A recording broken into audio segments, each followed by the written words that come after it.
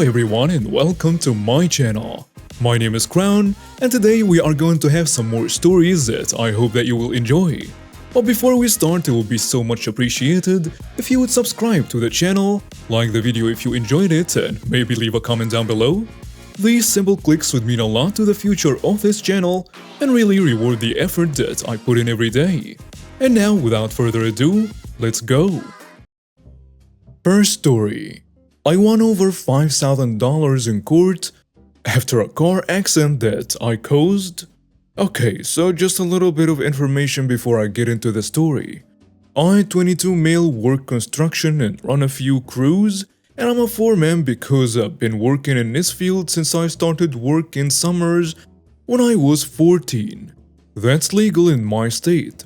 With this being said, I have a lot of experience and get paid really well. For my job, I need a truck that can pull a lot of trailers and also get into a lot of sketchy job sites, especially in the winter. So I drive a new lifted pickup F350. Anyways, let's get into it. So about 4 months ago now, I got off work one day and just really didn't feel like making dinner. So I decided to go get myself the trusty Big Mac at McDonald's. Well, after I got my order, I was going to pull out into the parking lot to drive home, and I was looking hard over to my left to see how busy the road was before I got over there. Well, I wasn't paying great attention to what was happening in front of me. And as I was creeping forward, someone who was in front of me was stopped, and not paying attention either, I ended up barely hitting his mirror as grabbing his door with my front end. I immediately reversed and hopped out. I made sure the guy was okay and apologized, knowing it was my fault, and I asked him if he wanted to call the cops. Let's call him Print. Print says, "Nah bro, we're all good. If you just give me your insurance information, I think we can get this taken care of." I was fine with that as there was no damage done to my truck. It's not required to call the cops for an accident if it occurs in a private parking lot. This is relevant later. We exchange information and he seems pretty cool, so I tell him to go get the damage bid and I'll just pay in cash so my insurance rates do not go up as long as he's okay with it. He says that's fine and we both just leave. And I feel like a moron. But all in all, Prince seems like a really cool dude and I just hope we can get it sorted out smoothly. About a month passes by and I haven't heard anything from Print or the shop I told him to go to. Honestly, I wasn't too stressed about this because if he decided to not get it done, that's on him. Well, he calls me up one day at about noon saying he can't remember my name and he wanted to tell the guys at the shop who sent him there cause it seemed like we knew each other. I told him my name and the guys at the shop gave him a deal. Pretty sure they say this to everyone. He sends me the bid for damages and it comes out to $2,403. This was more than I imagined, but I said to get it done and I would take care of the bill afterward, and that was that. He hung up and said it was cool and I went on with my day as usual. Another month goes by and I don't hear anything until Brink calls me up while I'm at work again and says, "Hey brother, I talked to the shop and they said they can't get me in for another 2 weeks or so, and they may end up charging me more if they find more damage." I say okay, sounds good, just let me know man. I hope it goes smoothly for you and I'm sorry for the inconvenience. He seems to take it good and I'm really trying to just be a good person. He responds with, "Well, after talking to my wife, I'm okay if you just wanted to write a check for $2,500 and we just can call it even." This seemed odd to me, because why the hell wouldn't someone want their vehicle repairs all paid for? I said, "Okay man, let's set a time and place to meet and I'll get you paid." He liked the idea and ended the call by telling me he would let me know. Yet another month passes by and I hear nothing again. At this point, I'm getting fed up and just want the situation to stop being over my head. He hits me up at 11 p.m. one night and asks if we can meet in town. I found this kind of disrespectful because I was nearly asleep and had to be at work at 5 a.m. the next day. Either way, I said that was fine, and took my $2,500 cash and wrote up a quick contract saying this payment would be accepted as payment in full for the damages, and by accepting it, it would release me from any and all liability. This was a pretty fair contract, I believe, as it was a deal we had already made over the phone, just in writing. I get to the place we suggested as a meetup spot. I give him the cash and he signs a contract without hardly even reading it, and he didn't want the copy. This was a red flag to me, but I just assumed he really didn't care about it all that much. So I just sent him the photo of the contract and went back home for some beauty sleep. As you can guess by now, another month goes by with me just living life carefree and not a worry in the world about this stupid car accident. Well, I go to check my mail and I have a notice from this guy's lawyer that he is suing me for not paying after wrecking his car. This pissed me off, but I also knew I had plenty of text messages and a contract on my side. I immediately call Print and he blocks my number. Luckily enough, my girlfriend works for a lawyer, so I get him updated and he says he'd love to help. He lets me know I saved myself by writing that contract, as any contract worth over $500 is to be held in any level court in my state. I immediately get to work on my revenge, and I remember on the side of this guy's car, he had a business logo and I took pictures of the damage. So I hop online and get to the Triple P to look up who owns this company, thinking that surely he couldn't own the business because he is such an idiot.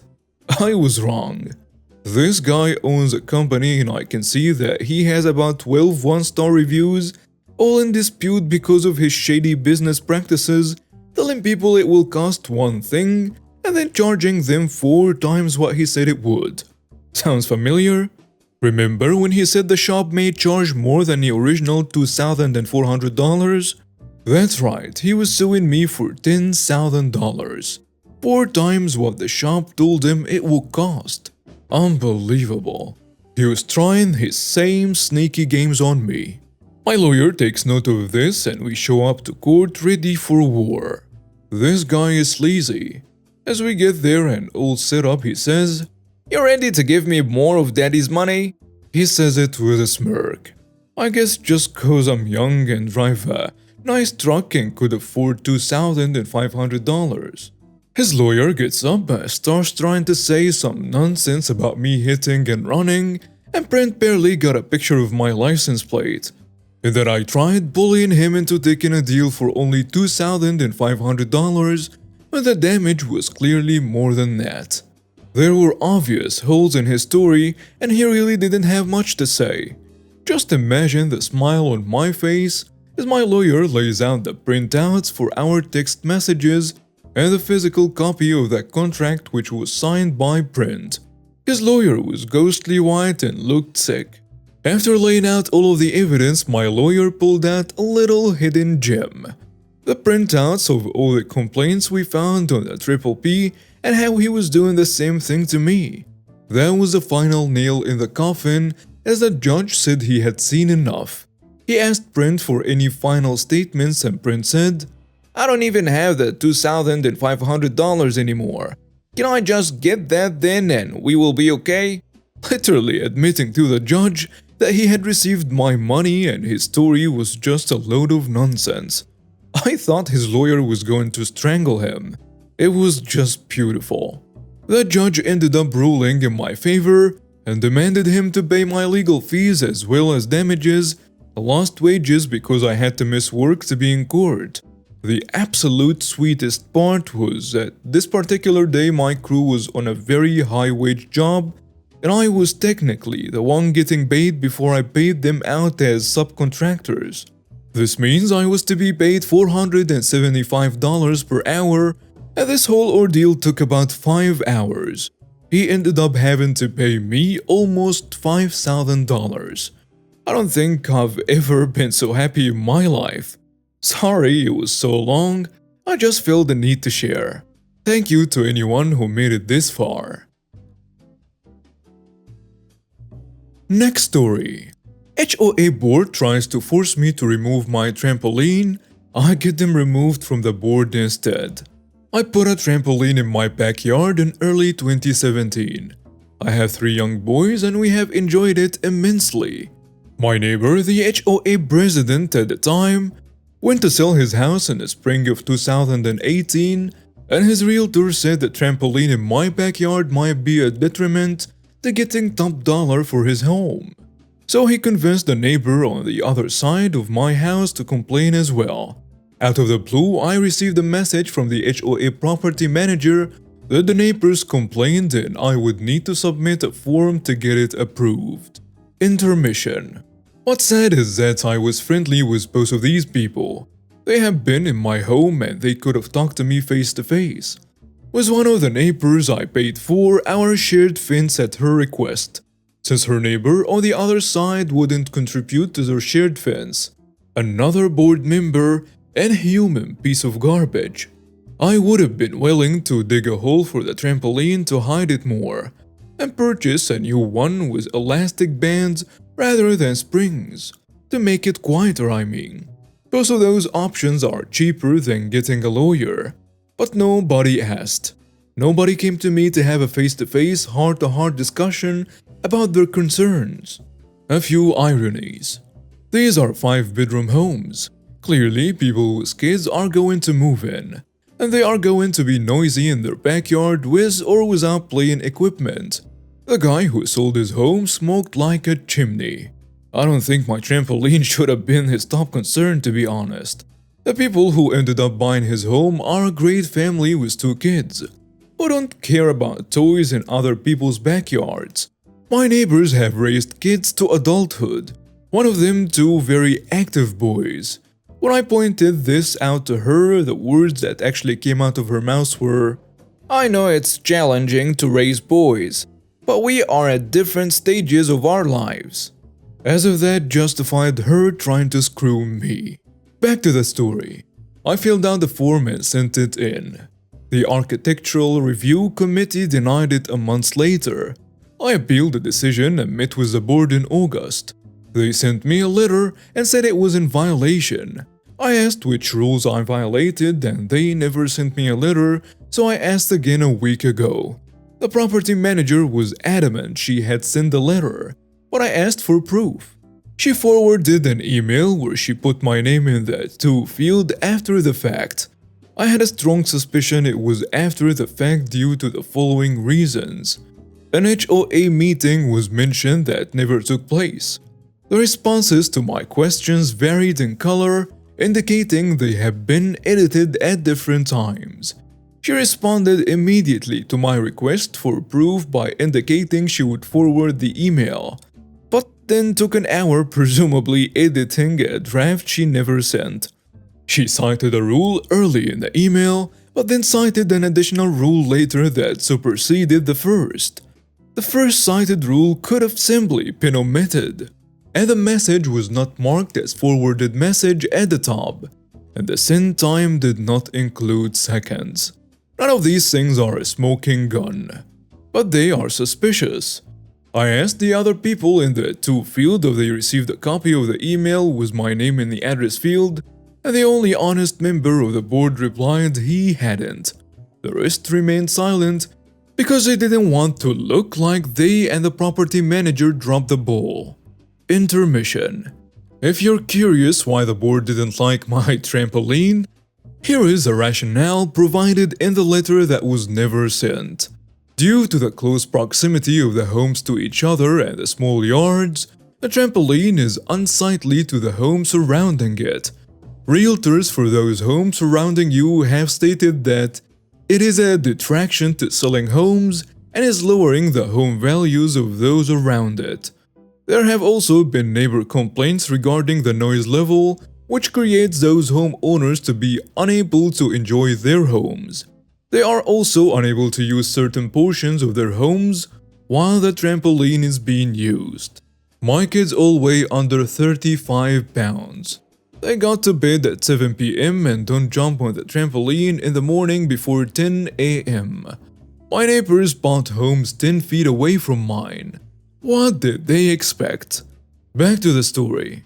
The year-end meeting was scheduled for yesterday. and 4 board positions were up for election. I got 3 of my friends on the street to run with me. I went door to door every day for a week and spoke with the majority of homeowners about their discontent with the street. I got a third of the community to sign proxy forms stating that I would vote on their behalf. I went to the meeting last night and put these fools on blast. I listed calmly all the ways the current board was failing the community and my plan to right their wrongs. The vote was a landslide in favor of myself and friends getting elected. One awful board member remains, but he is a minority. We fired the property manager who was uncommunicative and flat out dishonest. The trampoline endures. The only bummer is now I have to manage a street which includes some legit crazy people. But this whole episode has convinced my wife that we will never live in an HOA again, which I count as a huge victory in addition to the trampoline remaining where it is today. And now we have reached the end of today's stories. Thank you for watching and see you next time.